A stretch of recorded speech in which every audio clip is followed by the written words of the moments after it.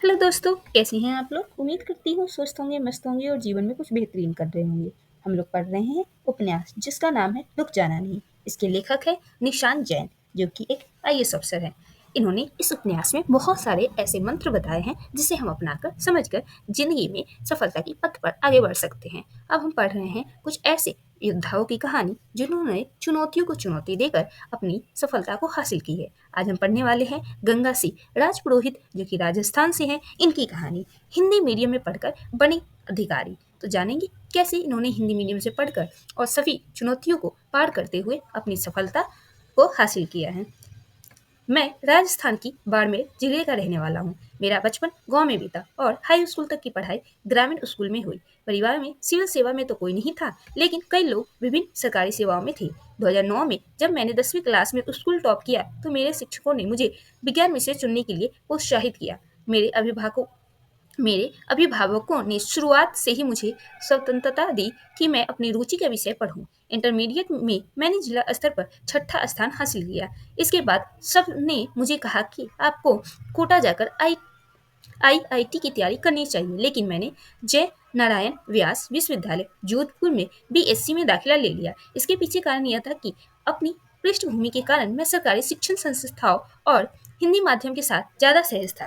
BSc के अंतिम वर्ष 2014 में मैंने सिविल सेवा परीक्षा के बारे में सोचा, क्योंकि अब तक मुझे समझ आ चुका था कि यह सेवा बेहद विस्तृत प्लेटफॉर्म पर कार्य करने का अवसर प्रदान करती है। साथ ही मेरे जैसे पृष्ठभूमि के लोगों नथमल जी और कानाराम जी को मैंने सफल होते देखा था, तो मेरा विश्वास और सुदृढ़ हो गया।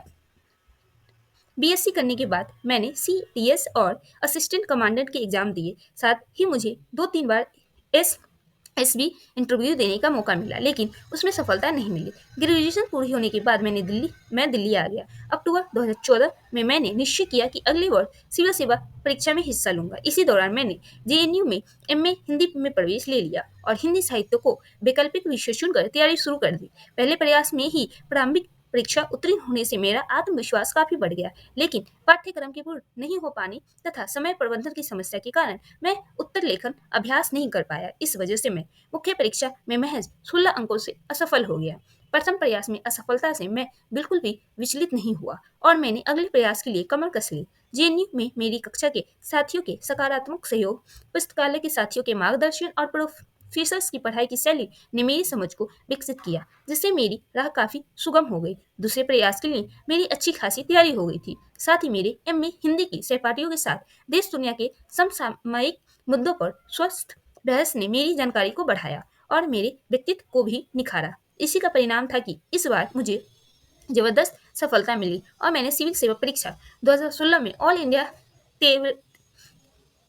33वीं रैंक प्राप्त की। मुझे आईएएस में गुजरात कैडर मिला।